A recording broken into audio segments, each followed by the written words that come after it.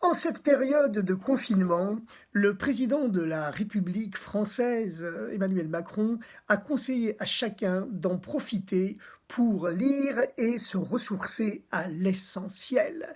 Eh bien, nous allons parler aujourd'hui du livre avec un grand L et de l'essentiel avec un grand E. Car la Bible, bien sûr, ce qui signifie biblios en grec, ça signifie le livre, c'est le livre absolu, le livre qui contient tous les mystères du monde et les solutions à tous nos problèmes. Les sections bibliques que nous lisons actuellement dans toutes les synagogues du monde, mais les sections bibliques, bien sûr, elles sont à vocation universelle, elles ne concernent pas que les gens qui vont à la synagogue.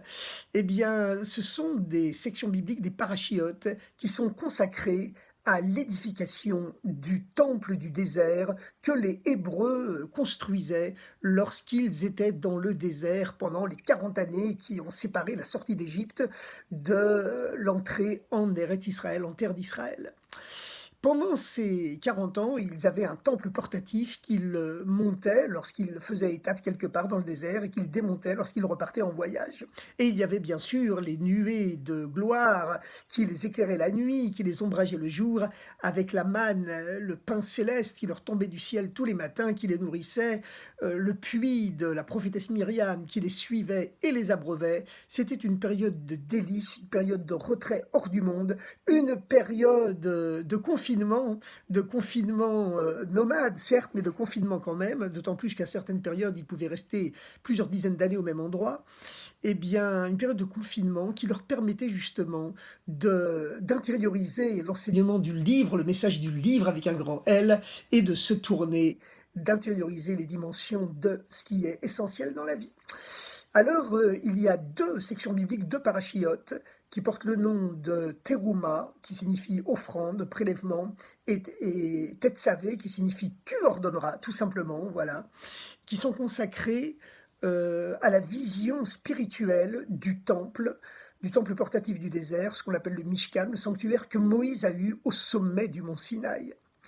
Et puis ensuite, il y a une autre paracha qui s'appelle Kitissa, qui signifie quand tu élèveras la tête et tu feras le recensement des Hébreux à l'époque, qui, elle, parle d'un épisode fâcheux, l'épisode du veau d'or, et puis du pardon que Dieu a ensuite accordé aux enfants d'Israël, aux Hébreux de l'époque.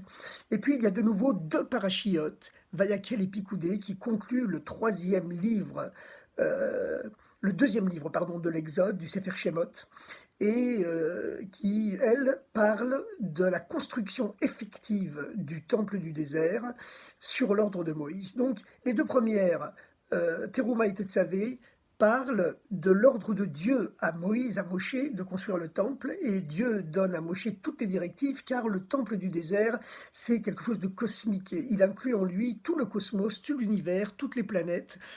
Il inclut aussi tous les mondes spirituels qui unissent Dieu à l'être humain, puisque le monde matériel, d'après la Kabbale et d'après la pensée juive, n'est pas le seul monde qui existe. Entre Dieu et nous existe toute une chaîne de mondes spirituels. Il y en a quatre principaux qui sont l'expression des quatre lettres du nom de Dieu, quatre mondes spirituels, donc qui se trouvent en dehors du temps et de l'espace, à travers lesquels la lumière divine se voile progressivement jusqu'à ce qu'elle arrive dans notre monde à nous, qui est le dernier de la chaîne, qui est le plus bas de tous, où Dieu est complètement voilé, mais qui en même temps est le plus important. C'est là où tout se joue. Et donc, dans les deux premières parachiotes, Trouma et Tetsavé, Dieu, au sommet du mont Sinaï, ordonne à Moïse de construire ce temple et lui donne toutes les mesures, tous les matériaux, tous les détails, tout le plan par lequel ce temple doit être construit. Évidemment, le but, c'est que par ce temple, Dieu se mette à résider à l'intérieur de chacun, de chaque être humain. Et puis ensuite, il y a de nouveau deux parachiotes. Après l'épisode du Vaudor, il y a de nouveau deux parachiotes, Vayakel et Picoudé, dans lesquels Moïse répète tous les ordres que Dieu lui a donnés, et il répète aux Hébreux toutes les mensurations, les matériaux, tout le plan concret de ce temple qu'il faut édifier dans le désert, avec 13 ou 14, 15 matériaux différents, l'or, l'argent, des tissus précieux, des tissus moins précieux, du bois de cèdre, etc., avec des mesures précises, donc, qui ont toutes une signification cosmique, puisque ce temple représente l'ensemble du lien spirituel qui unit Dieu à l'homme à travers les quatre mondes principaux qui expriment les quatre lettres du nom de Dieu.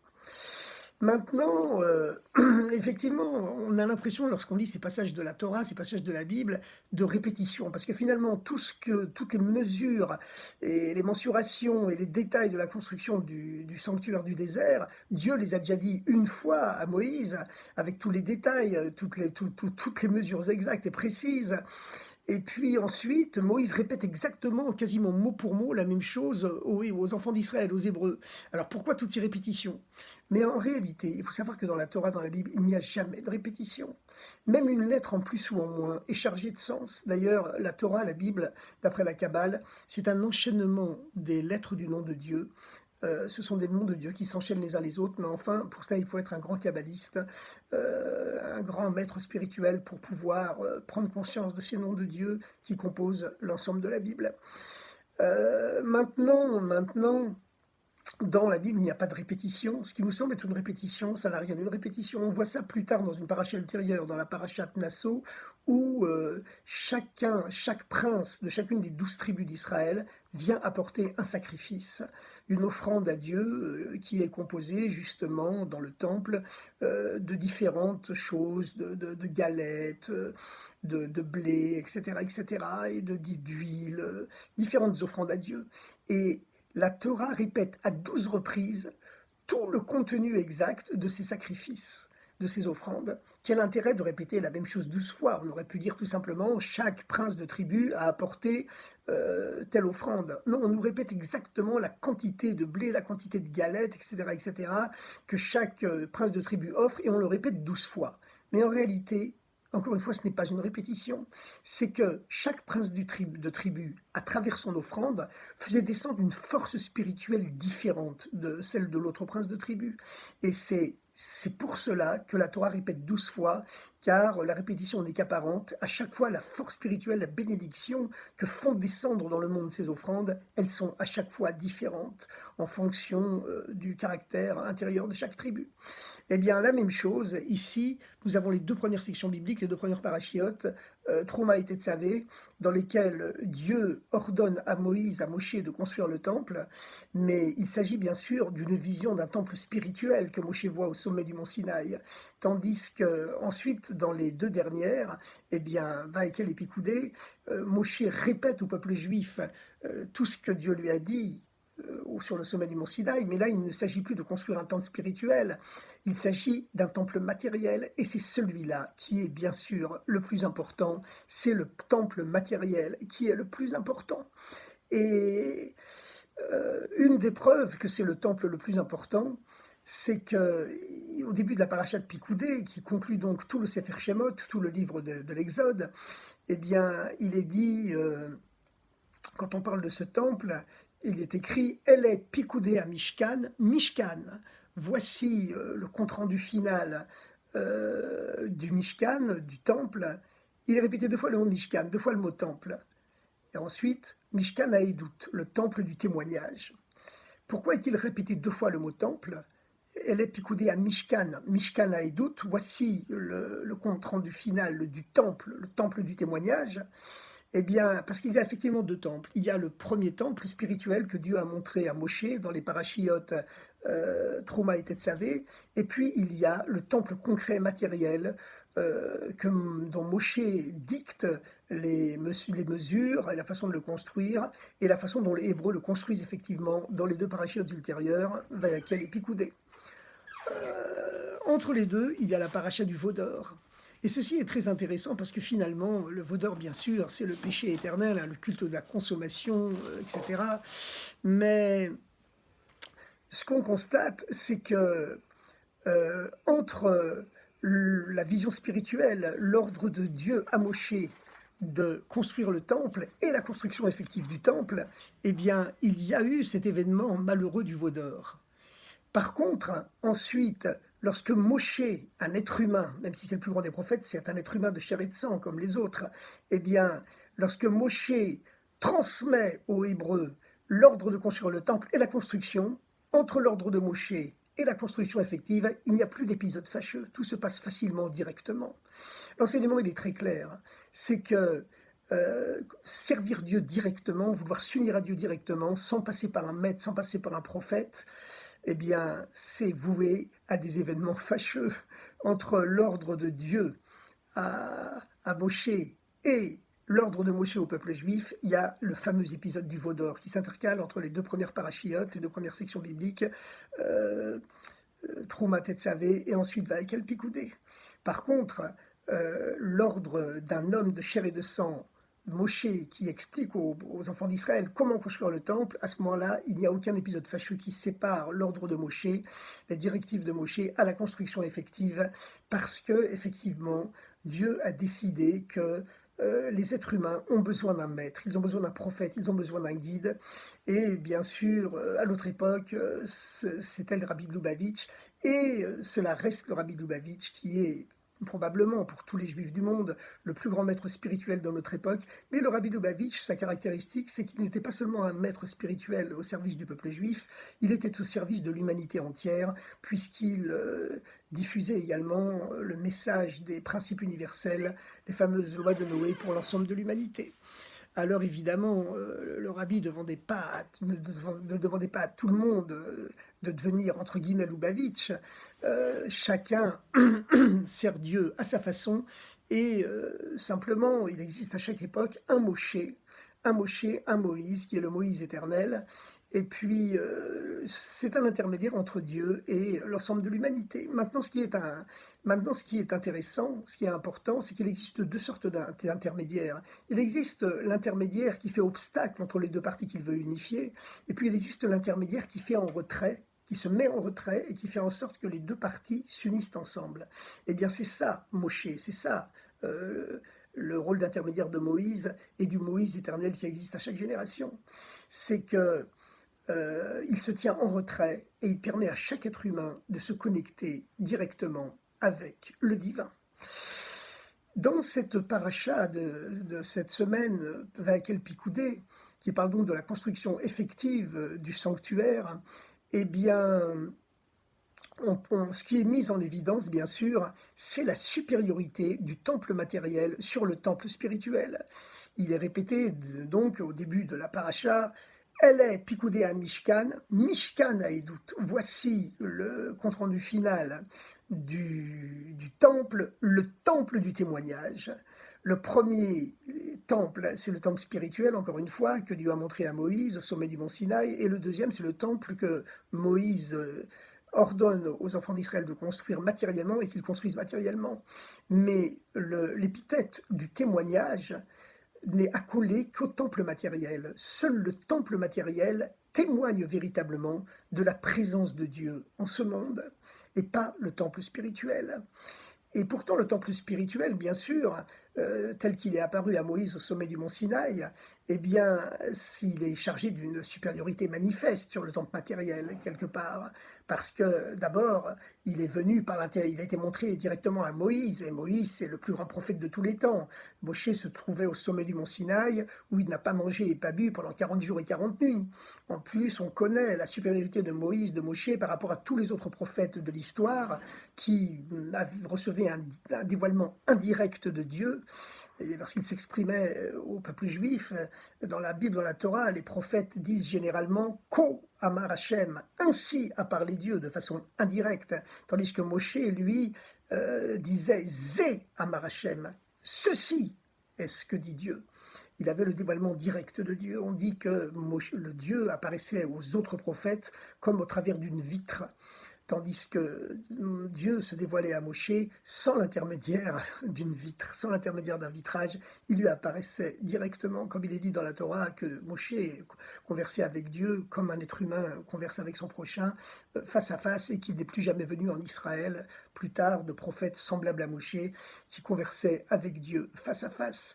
Et malgré tout, le terme de témoignage, temple du témoignage, eh bien, ne désigne que le temple spirituel. Elle est picoudée à Mishkan. Voici les instruments, les comptes rendus finaux du temple. Mishkan, répétez une deuxième fois, le temple Haïdout du témoignage, c'est le deuxième temple, le temple matériel, lui seul qui témoigne de la grandeur et de la présence de Dieu dans l'univers. Et pourquoi est-ce comme cela? Eh bien, parce que, en vérité, les dimensions spirituelles, tous les dévoilements spirituels qui existent dans les mondes supérieurs auxquels ont accès les grands prophètes, eh bien, ce ne sont que des dévoilements de Dieu. Tandis que le temple matériel, le monde matériel, lui, possède une connexion non pas seulement avec des dévoilements, mais avec l'essence de Dieu. Et c'est une très grande différence. Parce qu'un dévoilement, c'est comme les rayons du soleil qui arrivent sur Terre. Ce sont des dévoilements du soleil, des dévoilements de la lumière, mais ce n'est pas le soleil lui-même. Tandis que l'essence de Dieu, eh bien, c'est Dieu, dans son essence, ce niveau qui est au-delà de tous les noms, qu'on ne peut plus appeler d'ailleurs par aucun nom, tellement il est élevé, on ne peut plus le qualifier, il est au-delà de toute définition. Et le temple matériel, et même le monde matériel, eh bien, c'est lui qui est en contact avec l'essence de Dieu, tandis que les mondes spirituels, les mondes supérieurs, les mondes des âmes, etc., les mondes des dévoilements spirituels du divin, eh bien, ce ne sont que des dévoilements, et ils n'ont pas de réceptacle pour l'essence du divin véritable. En dehors de cela, évidemment, un témoignage, un témoignage, c'est pour une chose qui est cachée, une chose qui est connue par tout le monde, eh bien, on n'a pas besoin de porter témoignage qu'elle existe. Et lorsque la Torah appelle temple du témoignage le temple matériel, c'est parce que dans ce monde matériel, justement, la divinité est cachée. Elle est cachée, comme nous l'avons dit tout à l'heure, il existe toute une chaîne de monde spirituel, à travers la lumière divine originelle se cache progressivement, et quand elle arrive dans ce monde, chez nous, elle est complètement cachée.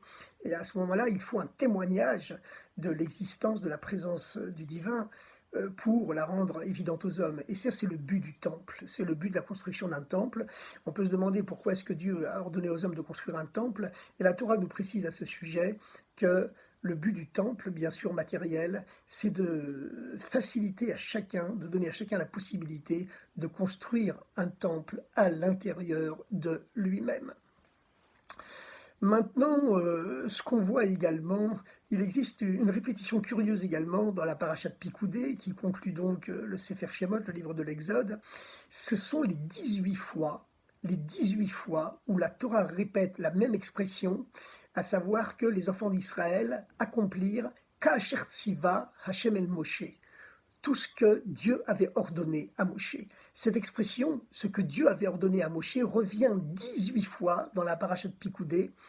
Et cette expression, donc, eh bien, c'est la source, nous dit le Talmud, de la prière des 18 bénédictions que les Juifs aujourd'hui répètent 3 fois par jour, que les Juifs disent 3 fois par jour. Mais en vérité, lorsqu'on compte le nombre de fois où cette expression est répétée dans la paracha de Pikoudé, ce n'est pas 18 fois, c'est 19 fois. Alors, pourquoi le Talmud s'obstine-t-il à dire qu'il y a 18 fois seulement où cette expression Ka'asher tiva Hashem et Moshe, tout ce que Dieu avait ordonné à Moshe, et que c'est la source de la prière des 18 bénédictions, le Shemona Esrei, qui est la prière la plus importante du judaïsme, alors qu'en vérité, c'est répété 19 fois et pas 18.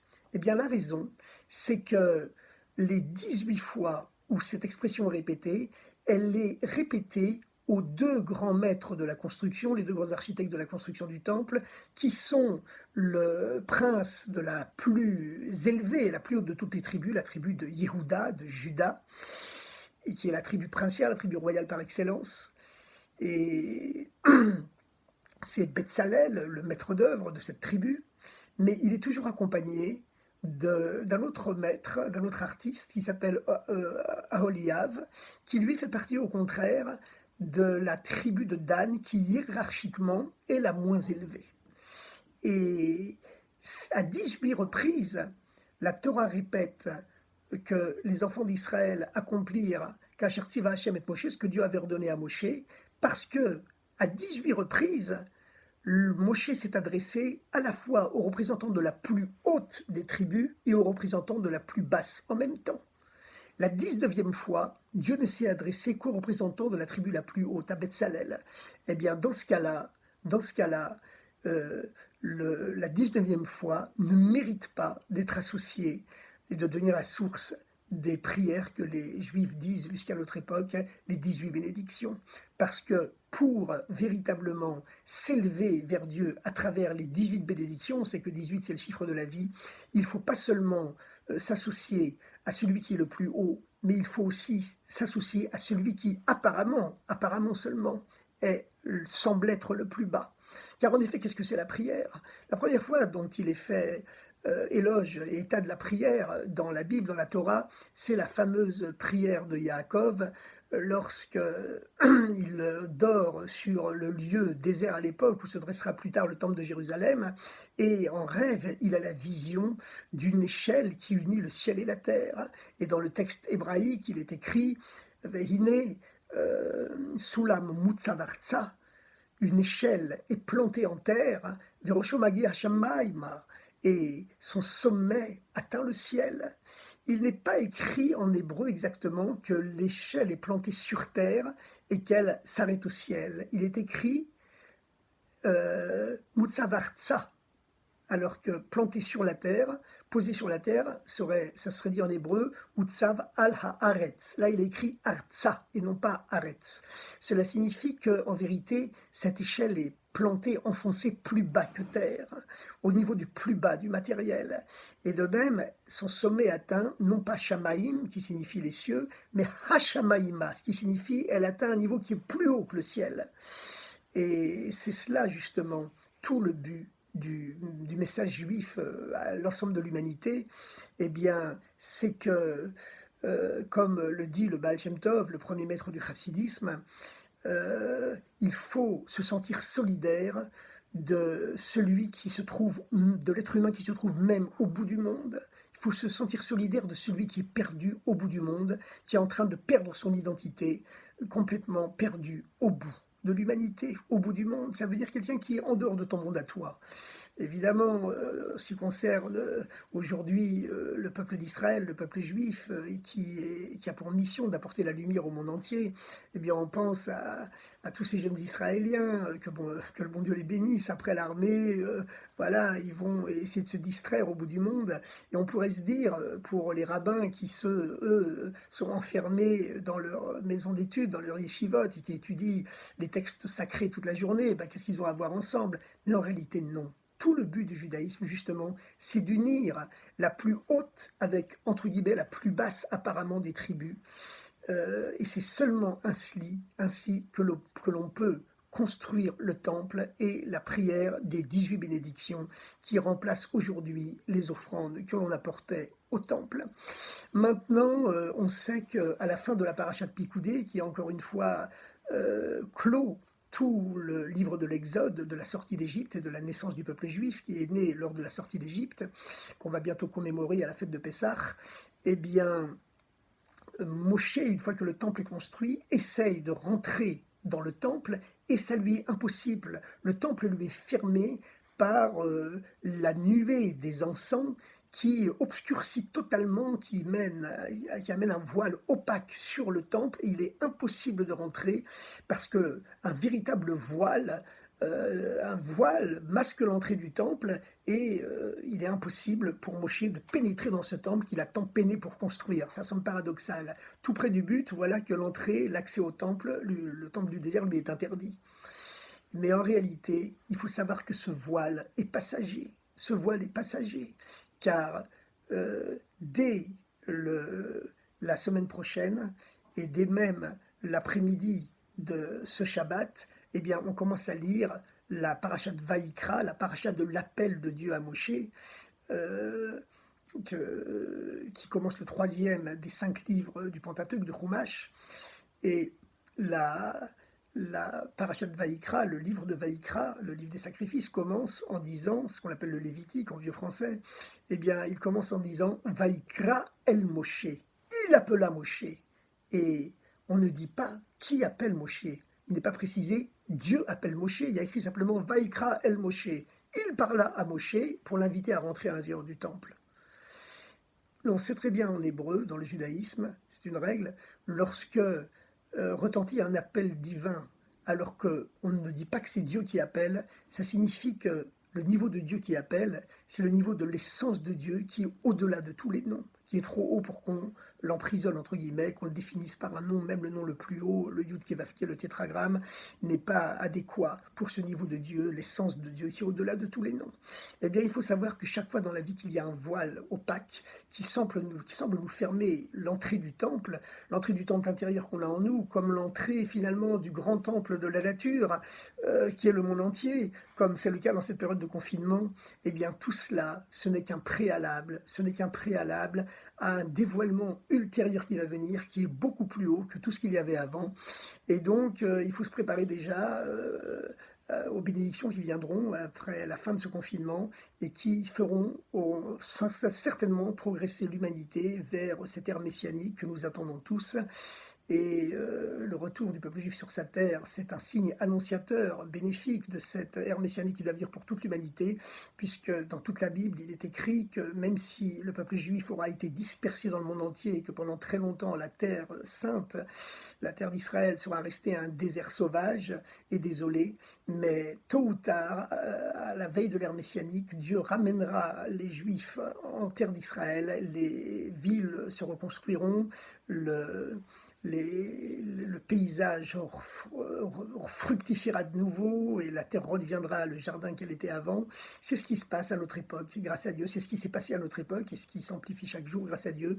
Et nous espérons, puisque les chercheurs israéliens travaillent actuellement en Terre Sainte sur ce fameux vaccin qui doit guérir l'humanité de ce coronavirus, et bien que ce soit un couronnement pour l'ensemble de l'humanité qui permettent des bénédictions supérieures de monter, de se manifester, puisqu'on sait que le voile, l'obscurité temporelle est temporaire et elle ne fait que préparer une bénédiction qui vient de beaucoup plus haut.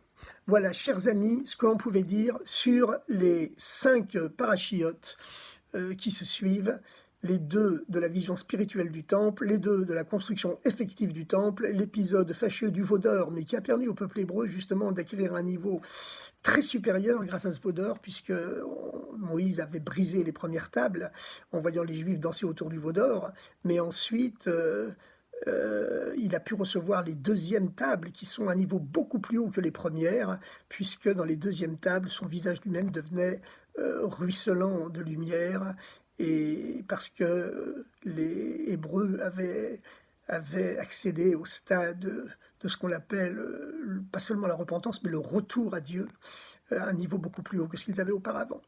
Chaque descente n'est conçue que pour une montée plus élevée qui viendra après. Et c'est cela le grand enseignement de toutes ces sections bibliques, de toute la paracha, de tous les parachiotes de la semaine, et du grand livre par excellence, avec un grand L majuscule. Bonne fin de confinement et bonne préparation de fête de Pessah à toutes et à tous.